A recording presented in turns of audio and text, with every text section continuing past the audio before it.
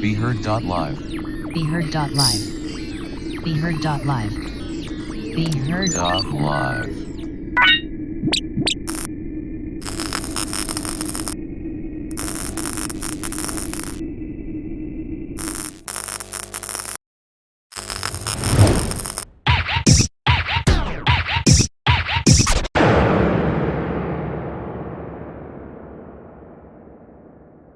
BeHeard.live.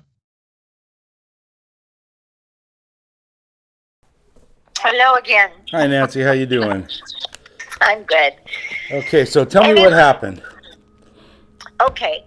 So, you and I talked, I said, and it clicked something about the Bigfoot. So when I got looking on my receipts from my bank statements, it says January 8th, which is the day I went in down there and cleaned up. That's the day he changed the locks for me. And that didn't make sense to me because I had told the policeman, of course, it's all a blur now, but anyways, so the bank statements proved that he only paid 3 months rent and a damage deposit. So he was not paid in January. So I was so excited, and I called Robert, and his response was, "Why didn't you tell the cop that?" And then he said, "Now, how do you think I'm going to explain this to the judge?" Well, it's almost 2 years. The 22nd will be 2 years. I was awakened rudely at 4 o'clock. With the dogs alerting. When they woke you up, was that to serve you with a search warrant or? No, that was the renter trying to get in. Oh, okay. And then he called 911 and said he'd been robbed. And I called 911 and said I had an intruder. And so he had his truck on the road and the police went to him. So by the time the police came to me, he already had the attitude, this is a witch. That's not really what I want to say. And he was very accusatory towards me. I finally said in the video, "You're not going to listen to it, think I'm insane." Anyway, so when I went to court on Monday, Robert wouldn't give me any of the videos. He said it was illegal for me to have them. Basically, it's evidence. So I went to the police station there on Coopville and put in a request. All I have to do is wait 10 days. They'll email me the videos. So your attorney said that it was illegal for you to have the videos because they're evidence against you, and he refused to give you the copies. They're evidence. He didn't say against me. He said they're evidence. And so he would not let me. I could go to his office and watch them, but nobody else could watch them. And I thought maybe if Jerry watched them, Jerry has onset of dementia. And I thought if Jerry watched them, that maybe, just maybe, it might ring more to him. So, okay.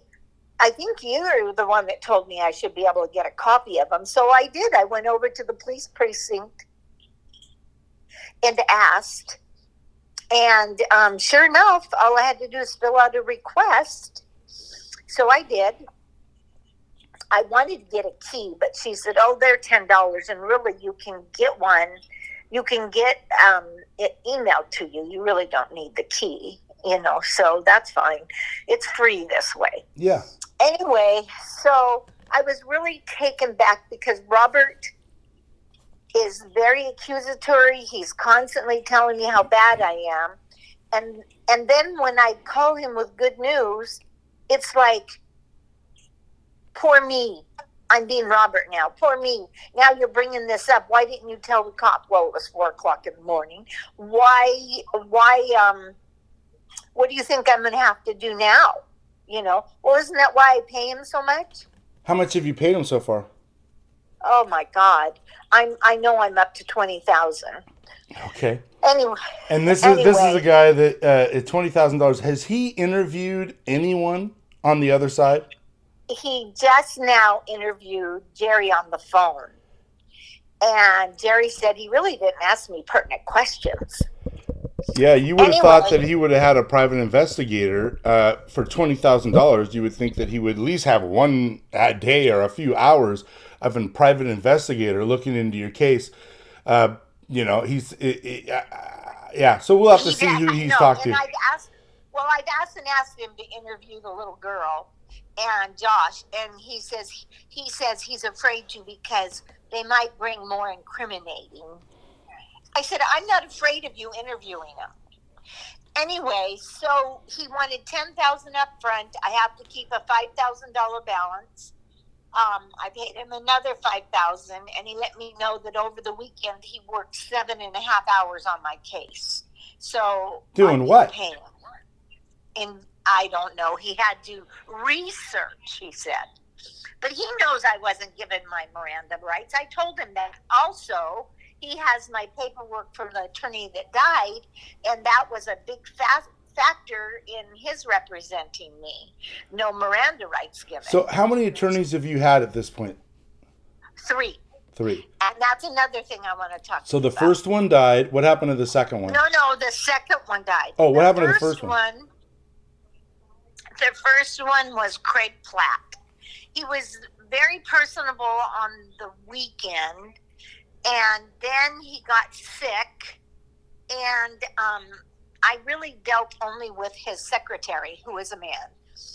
And I met Greg Platt for 5 minutes at court, and he asked for an extension because he was sick, and the judge granted it to him. And then he wanted another $10,000 in a week. That would have been 20. And then he wanted a total of 200,000. And I said, no, that's way too much money. And he kept telling me, you're going to jail. You're going to jail. That he said it so many times, I asked him to stop. So then he said, I can't be your lawyer. You won't listen to me. Well, it wasn't that I wasn't listening to him. I have an opinion.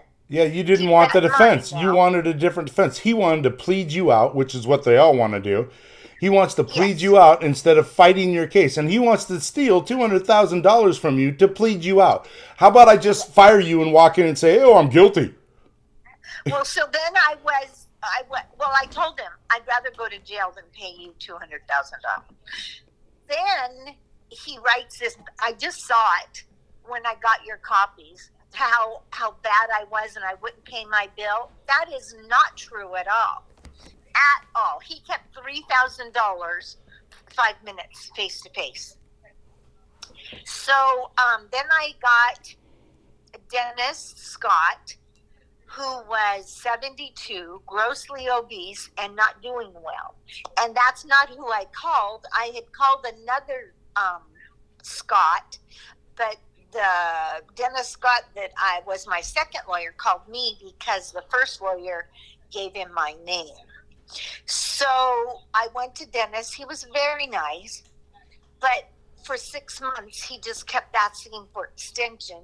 And he used my 10,000. Well, he got 12,000, and 2,000 he gave to his private investigator who did nothing. And when he went to the hospital, I asked him if he had somebody to take over his cases, and she called me a fucking bitch, inconsiderate. So I said, you know what? I don't need you working for me. I'm paying you. And so she and Robert, my now attorney, after Dennis died, talked when I was right there in the office and talked bad about me in front of me. And she sent me back $1,300 out of the 2,000. The check from the second lawyer bounced. There's no money in. It's supposed to be in trust. There's no money in my trust. He used it all up for willy-nilly. I don't know. So now we're up to 22,000 so far. Then I get the third lawyer. He wants another 10,000, and I have to keep 5,000 in his reserve. And he just told me he did 7.5 hours of research over the weekend. Now he's gone until January 9th. But he and I don't click either, and he's blaming me And what he's blaming me is I'm dysfunctional, but really, I'm standing up for myself. And the men don't like that. Well, you have been accused of a crime that you did not do, and you know that, and they don't believe you, and they're trying to get you to plead out for a lesser deal and somehow take a felony conviction, and they think, oh, you'll just deal with it. It's like, no way. This is insanity, and it's not the way that these lawyers are supposed to be working. So, Yeah. and if this is common lawyer practice, then we're going to find out, because you can see on your page on the Be Heard Network website that I have added a page for people that have problems with lawyers, and I've got all the links to the Bar Association, all the filings that you need to file, all the paperwork you need to file, and stuff like that. And then I also have contacted this group of constitutionalist scholars that I work with, and they're going to look at this case and find out if your constitutional rights have been violated by any of these law firms, lawyers, or people involved in this on any side, either side, on your side or their side. We're going to go through this with a fine-tooth comb. This is going to be like a case study for them. And so I'm hoping that they can come back with a whole line of questions and processes and laws that you can use in your behalf to rectify what it looks to me to be inadequate representation. I mean, it sounds to me like they have determined what's going on. And this is the problem with getting attorneys today, because once you hire an attorney, you're literally telling the court either I am a juvenile or I am incompetent. And and they truly believe you're incompetent, to the point that they will not listen to what you're saying. They do not want to be on your side. What they want is your money, and to close this case on a, hey, just plead out. Well, don't worry, you won't go to jail for very long, or if at all, and that's some bullshit. It's like, Are you kidding me? Wait a second. Here's the flat out fact. Number one, I didn't have my constitutional rights given to me. I was never told I have the right to remain silent. I was never told any of this stuff. And this is the lesson to you. Never, ever, ever again talk to the police. What you should have done at this time is you should have said, I have a constitutional right to remain silent. I'm not saying a word to you. And even the next day when he called me, this Ulrich guy, and said, he was so rude. Who's the old guy in your car? Who's the old guy driving your car? And I thought that was so weird, that he would talk like that. He was just rude to me. I was guilty from the minute he walked to my door. Yeah. Well, it sounded like he has a personal relationship with the defendant. It sounds like he obviously knew the defendant or something, because Officer Ulrich, as far as I can tell, because I'm not a lawyer, I'm just a reporter, and as far as I can tell, I mean, to me, it looked like Ulrich inserted himself in the investigation by testifying that you had this truck and trailer in your yard, and that you had stolen some you and Jerry were some kind of carpet thieves. And so he testifies. He actually wrote a statement and testified to this, my understanding. And then he comes back and he's just completely a jerk. But then he went out and fundraised for the guy. Can you tell me more about that? How did he fundraise for him? Well, the second lawyer told me how he did this. He called all of the other officers and told them that this poor man lost everything in a bad renter, the bad landlord, and he was able to raise $700 in cash and a $50 gas card, and gave it to Josh right at the end of my driveway, I guess. Or maybe, I understood it to be he gave it to him right here, but he probably gave it to him when he came to the police department. So with little to no investigation, and no court at all, and what department does Ulrich work for? Is that Island County, Snohomish? Yeah, Island County. Island. So Island County Police Department determined who was guilty and who was innocent before anything. They literally just picked a side and started fundraising and creating alibis and eyewitness testimony for this guy. The police department did this. Officer Ulrich went out and literally fundraised and testified for this guy in this court without anybody doing any research. And I'm just wondering if they looked into his past already, if they had found out that he had any convictions, if they found out had any allegations of what you suggested. I mean, you literally suggested this man was molesting his daughter, and as far as I've seen so far, there's been no investigation into that whatsoever. The only investigation I've seen so far is an investigation against you. Now, the original complaint between either one of you was that he was improperly sleeping naked with his 11-year-old daughter. And so, this is crazy. So I'm gonna do a thing today on there and ask the question. I'm gonna start doing some surveys to people, and I'm gonna ask: is it all right to sleep naked with your 11-year-old daughter and mess with her in a twin bed? In a twin bed. So, we'll do some surveys and some polls, and I'll put this out there. I'm telling you, as I gather this information, these things tend to go viral, and I am not stopping. I'll be contacting every news agency, anything out there. So my request right now is anyone in the media, anyone in the law field, anyone that has any constitutional background, please just join in and help us out with this case, because this is going to be a textbook case. We are going to make this. We are going to get to the bottom of it, and what I'm seeing is just malpractice all over the place. I'm seeing, police officers involving themselves into a case, and it's crazy. The only good thing is you haven't been in front of a judge yet that's actually heard any of your testimony. So, hopefully we can, find a good judge that's very aware. Good judge. Yeah, the judge that I really, really think is a good person is the one that's been on our case the whole time. Well, if we get the white, I want to say it starts with an S.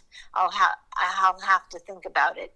But there's two judges on Island County that are for criminal cases, the male and the female. And she's got long white hair, and she's just nasty. But he is very calm, very pleasant. He has seen me in the courtroom. I have been there every single time, and he always dismisses me. Miss Griffin, you can go now. And so, but yeah, and then going back to Robert, my now lawyer, all he can reiterate to me over and over is you were wrong. You were wrong. You took this guy's stuff. So listen to this now. After he tells me he worked 7.5 hours and went through everything with a fine-tooth comb, and on the video, on the counter, is a crock pot, his coffee pot, all the things that he had. I did not throw anything good away, and nobody will listen to me on that. So Robert says to me on the phone, the crock pot wasn't in any of the claims of being thrown away. I said, yes, it was. And he just gets so mad at me when I question him. So on page 3, line 5, in big bold letters, crock pot.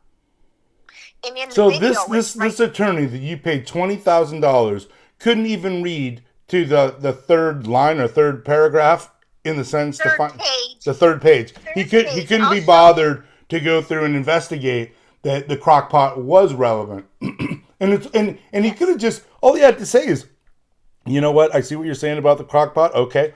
It's another lie in the list of lies. I'm interested to see where this is going to go for this attorney, because as we investigate this, here's the bottom line. If nobody's done anything wrong, they have nothing to fear. But if they have done something wrong, they have a lot to fear from what's coming, because I'm not stopping, and neither are the people that I have coming on board. So last night, and I don't want to mention any names, but what I'm telling you is, last night I met with a man who was a detective for the Las Vegas Police Department for 30 years. He was one of their lead detectives for 30 years. And I showed him your case and talked to it. And he was very interested and told me to keep him informed and that he's going to go through all of the evidence that you've got. And he will also, if I give him any names, he will start calling people and investigating this crime too. So we've got that going for us. I'm meeting with this team of constitutionalist scholars to go over the case and look at this thing from all the sides. And the thing with these guys, and I can just be straight up, is they really do have a hard on for lawyers that don't do their job correctly, and so I'm sure there's going to be a group of them that want to focus on that and scrutinize how this lawyer's done his job, if he's done it correctly, if he's been within the legal bounds of providing you adequate representation while you're in court and stuff like that. I would be very. I mean, just from what you've told me, I'd be very skeptical. I mean, if I'm outside listening to what you say, I'd be like, wow, those attorneys, that sounds crazy. Yeah. But by somebody that has been in the legal system and fought this fight, this doesn't sound far-fetched at all. This sounds like par for the course. This is what's going on in America today with the legal system, and a lot of people do not know that, and this is why these lawyers do it, because people don't know they have major recourse. And if you have evidence, the Bar Association, they will remove his license. And, and so if I were, and I'm not saying that he has done anything wrong. I'm just saying at this point, listening to these conversations, this guy needs to check himself and make sure that he is providing you with your constitutional rights, that he is protecting your constitutional rights, and that he is defending you in the best manner he can. It looks like he's trying to plead you out and just get this over with and take your money and pocket it. But he just thinks I'm guilty. Well, exactly. And so we're going to find out what kind of investigation, why he thinks this. Is this just something he looks at you and thinks, oh, this is the lady I can take advantage of? Or is this, he has done an investigation, he has spoken with Joshua, he has spoken with Joshua's exes, he has contacted all these people to find out what kind of person Joshua is, because that's what I'm going to find out. I'm going to question family, friends. Done any of that. Yeah, well, we're going to do all of that. I'll be getting comments from all the family and friends. We will know exactly who this guy is. And so, and the other thing, I want to do a complete investigation. So you said you pulled up the, you did a background check on him? On Intellis, yeah. Can you send me that? Yeah. Okay, so let's get that background check, and that's going to give me a start. At least it's going to show me relatives and associates that he has, so I can start making some phone calls. Yeah. I'm telling you, this shit is really easy to do. And so I have spent, I'm saying probably maybe 8 hours, 10 hours at the most on this subject. 8 to 10 hours. So even if I was charging you $1,000 an hour, you'd be at 10 grand. And I've already found more information than this guy. And he won't interview. I have where the wife lives in this packet, and she lives in Marysville with her parents, and I just don't get it. And every time I talk to him, he gets upset because I tell him, he tells me not to talk to him in that manner. I said, you talk to me in that manner. I said, why do you keep telling me, basically, I'm a bad girl? You're a bad girl, You threw stuff away that didn't belong. You went into his apartment illegally. But, then when I show him that the guy didn't pay that month's rent, he doesn't apologize. He just says, "Why didn't you tell the cop that?" Now, how am I going to but here's the thing, and this is why I'm involved. This is the only reason I'm involved. So whether you broke into his apartment or went in legally or illegally, threw stuff away legally or illegally, it doesn't matter to me at all. I would not be here if that was the case. I am here because somebody said you stole 3 guns and you are being charged with 3 felonies that add up to 30 years in prison. That's why I'm here. Because wait a second. Now, if this lawyer wanted to say, hey, you know what? We're going to get these cases separated. We're going to separate the felony charges from the non-felony charges. Because you going in and taking this stuff, you know what? Whether you were right or wrong, it adds up to a misdemeanors. It adds up to a fine. It doesn't add up to prison time. And they're sitting there playing around with prison time. And it looks like what they're trying to do is to get you to confess that you did this so that you can somehow plead out on the gun stuff and get a lesser sentence. Maybe they won't send you to jail because of your age or stuff like that, but you'll have the criminal charges against you. And it's like, you got to give me a break, man. You guys, you need to stop focusing on the other stuff, and you need to start focusing on the gun stuff. And the one question with the guns is, prove to me you had guns. If he can't prove that he had guns, then this allegation is unfounded. There's no foundation for it to be built on. So where's the foundation for the guns? I need witnesses that saw the guns. I need testimony. I need receipts. How does this man have 3 guns illegally in his possession with no purchasing of them at all? I mean, if he's a felon. Now, and then the cops give him money. yeah, and then the cops pay him and stuff. It's just crazy. It is crazy, and I've told every lawyer so far there were no guns, and I'm willing to go to prison because I'm not going to pay him a fucking dime. Excuse me, because that's what they want. He wants money. He wants money. So that's the thing is, this is Josh wants money. Yes. Okay. Well, see, that's the thing.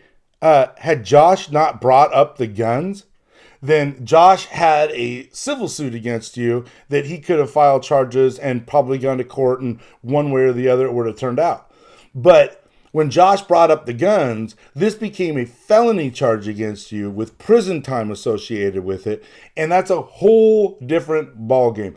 And I just wonder if, I mean, let's just say, because we've already gone down the path of Josh was right and you had the guns. What did you do with them? Prove that they had the guns. Let's go down the path that Josh is lying. Well, if Josh is lying and lied, well, he just set off the prosecuting attorney of Island County with false information. He lied to them. So I'm interested to find out what the prosecuting attorney is going to do when he finds out that this man falsely testified against you, lied about all this stuff, and it supposedly has a felony for gun stealing and possession. So it's just, my thing is I think the cops are creating a narrative, which it sounds like they've done. I mean, we have Officer Ulrich creating a narrative and is inserting himself into this case. And then, so he's lying. And then we've got lawyers that have no interest in getting to the truth. Here's the bottom line. Did you steal the guns? No, you're innocent of that.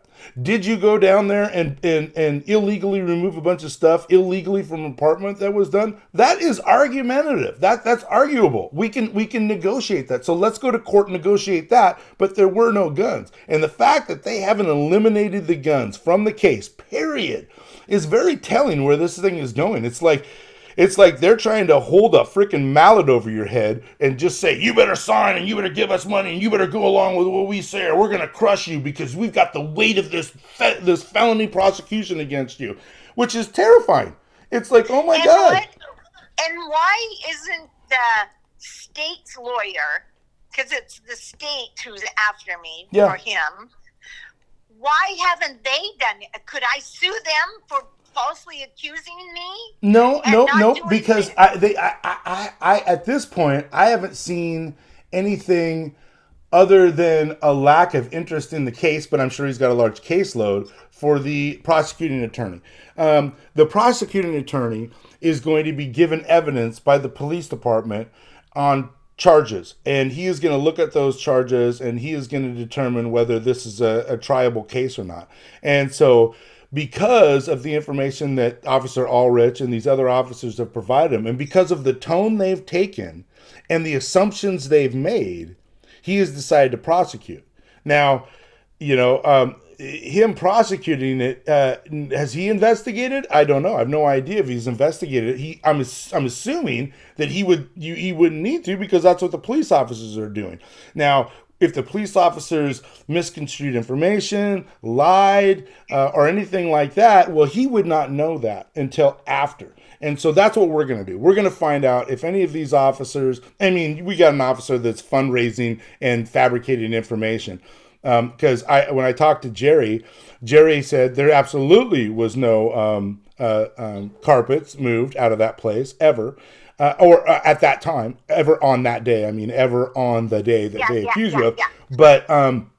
But he did say that you did give him a carpet years before, and that carpet is in his basement right now. Well, okay, if Jerry says there was a carpet and you did give him a carpet at some point in time, could Officer Ulrich be just thinking back and thinking, I did see him loading the carpet into the thing one day, and be mistaken about his eyewitness testimony? But the bottom line would be this: if that carpet truly belonged to Josh, he would be able to describe it in full detail. So, Josh, tell us what that carpet looked like, and we'll go over to Jerry's and see if that stolen carpet is down in the basement of Jerry the carpet thief. I just don't think it is. I don't think so either. I'm just saying, I just don't think that the prosecuting attorney, this guy plays poor me. When you meet him, just play dumb for a little bit and listen to him poor me, and then come and ask the questions, because you'll hear, if you talk to Josh, even if it's on the phone, he did the same thing to me. Poor me. And so yeah, I'm fine. Yeah, I will be talking to Josh, and like I said, I at this point, I'm just gathering evidence. So whatever Josh has to say, I will put there. I want people to hear both sides, and I want the truth to come out. And